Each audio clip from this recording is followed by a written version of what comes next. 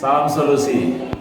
Teman-teman semua, kita hari ini akan menemui beberapa kelompok dan dalam kelompok ini nanti akan mendiskusikan sesuai dengan topik-topik yang sudah dibagi. Kita berharap ada masukan, ada kritik, ada pertanyaan dari kita yang sedang mengamati video ini. Mudah-mudahan ini menjadi salah satu bagian dari proses pembelajaran kita supaya kemudian hari kita menjadi lebih baik lagi.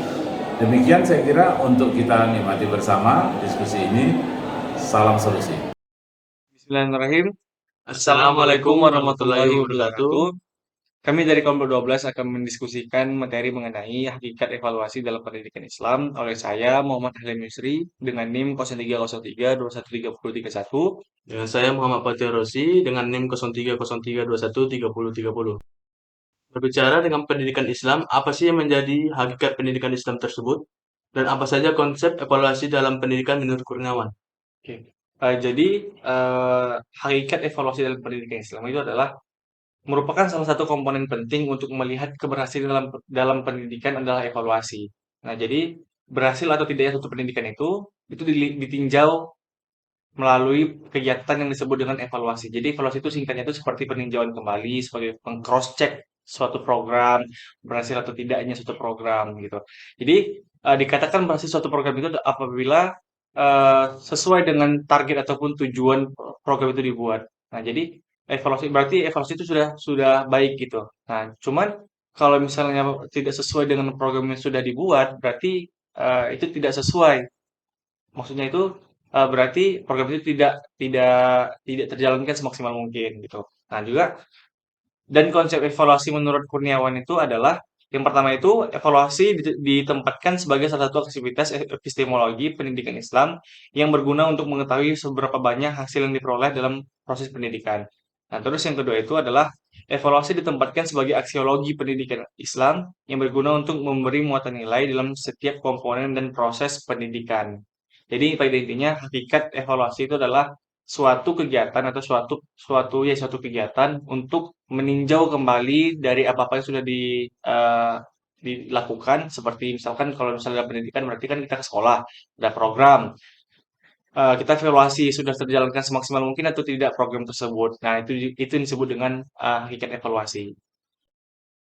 Oh ya, dan kalau misalnya kita bicara tentang evaluasi, kita tuh harus tahu dulu nih, dari mana sih dasar kata evaluasi dan apa saja tuh peran evaluasi dalam pendidikan Islam?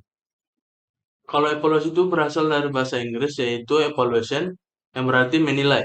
Sedangkan dalam bahasa Arab, evaluasi ini dikenal sebagai imtihah yang berarti ujian dan hamtamah yang berarti cara menilai hasil akhir dan proses pendidikan tersebut. Sedangkan perannya itu memetakan tingkat kemampuan peserta didik dalam suatu pelajaran yang mana peserta didik yang berkemampuan tinggi, sedang, dan tertinggal.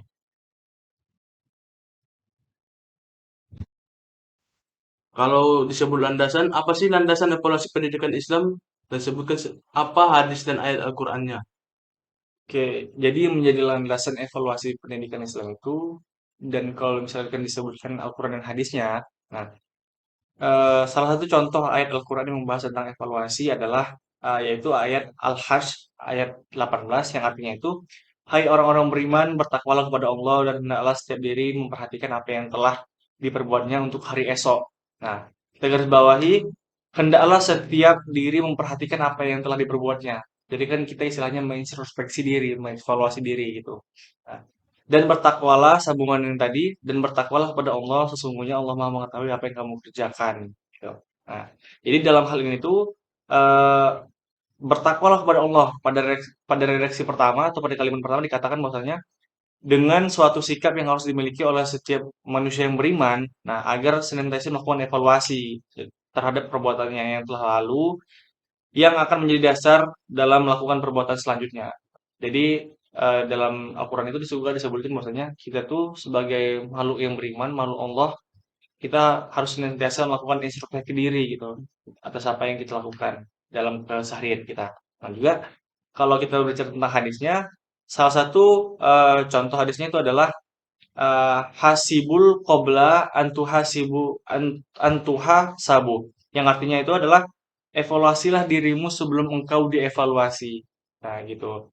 Itu mungkin contoh landasan Al-Quran dan hadis mengenai evaluasi. Oke. Dan apa sih tujuan evaluasi itu secara umum dan secara khusus? Kalau secara umum itu dia bertujuan untuk membentuk al-ihsan al-kamil atau manusia yang paripurna. Sedangkan secara khusus, dia itu untuk mengetahui pemahaman peserta didik terhadap materi pelajaran, baik dalam aspek kognitif, psikomotorik, dan afektif. Kalau berbicara dengan objek, apa sih yang menjadi objek evaluasi Islam itu? Oke, jadi yang menjadi objek evaluasi Islam itu pendidikan ya. Kalau di dalam pendidikan itu contohnya itu eh, bisa kepada di lembaga pendidikan ini bisa kepada siswa, bisa kepada tenaga pendidikannya seperti guru gitu kan, atau mungkin ke fasilitasnya bisa kita evaluasi sudah lengkap nggak, sudah terfasilitasi tidak, ataupun lain sebagainya macam gitu kan. Nah jadi seperti juga yang kami dapatkan oleh jurnal. Nah jadi pada umumnya itu dapat diartikan objek dari evaluasi pendidikan Islam itu adalah peserta didik, gitu. Kita evaluasi gitu. Nah sementara secara khusus, objek evaluasi itu meliputi aspek-aspek tertentu yang terdapat pada peserta didik. Pada hakikatnya, peserta didik bukan hanya berperan sebagai objek evaluasi, namun juga bisa berperan sebagai subjek untuk melakukan evaluasi.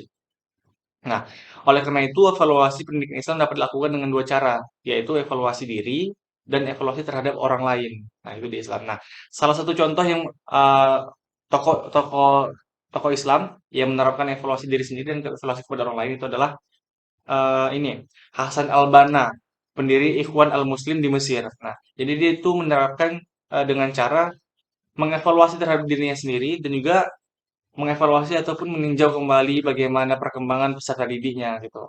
Nah, dan juga hal ini itu didasarkan oleh prinsip amar ma'ruf nahi mungkar yang bertujuan untuk perbaikan umat Islam. Mungkin itu kalau misalnya ditanya apa tadi namanya? Kalau ditanya objek dari evaluasi. Oh ya, dan kalau misalnya kita akan melakukan evaluasi itu kan kita kan harus tahu tuh kan, apa aja sih prinsip-prinsip evaluasi dan juga bagaimana sih teknik melakukan observasi, maaf, evaluasi tersebut. Kalau berbicara dengan prinsip-prinsip, itu terbagi ada lima bagian, yaitu pertama itu keterpaduan. Itu tim, materi, dan metode pengajaran yang tidak boleh pisahkan. Sedangkan yang kedua itu keterlibatan siswa. Siswa yang dituntut untuk terlibat secara aktif, sebagaimana yang sudah diterapkan oleh metode belajar CBSA atau cara belajar siswa aktif. Untuk mengetahui sejauh mana keterlibatan siswa dalam pembelajaran, maka diperlukannya sebuah evaluasi. Sedangkan yang ketiga, koherensi. Berkaitan dengan materi pengajaran yang sudah disajikan dan disesuaikan dengan ranah kemampuannya sendiri, yang sudah diukur oleh koherensi tersebut. Sedangkan yang keempat itu pedagosis. Itu alat penilai untuk memperbaiki sikap dan tingkah laku secara pedagogis. Yang kelima itu akuntabilitas. Itu keberhasilan program yang harus disampingkan untuk pihak-pihak yang berkepentingan seperti siswa, orang tua, masyarakat, dan lembaga itu sendiri. Kalau berbicara dengan tekniknya, ada dua, yaitu teknik tes dan non-tes.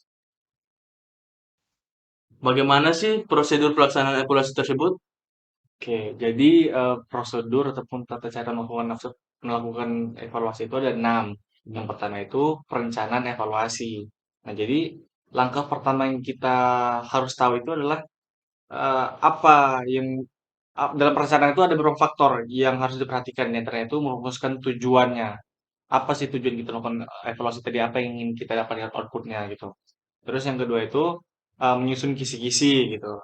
Misalkan apa sih ya tadi seperti yang di awal tadi kita susun apa aja yang mau kita evaluasi gitu.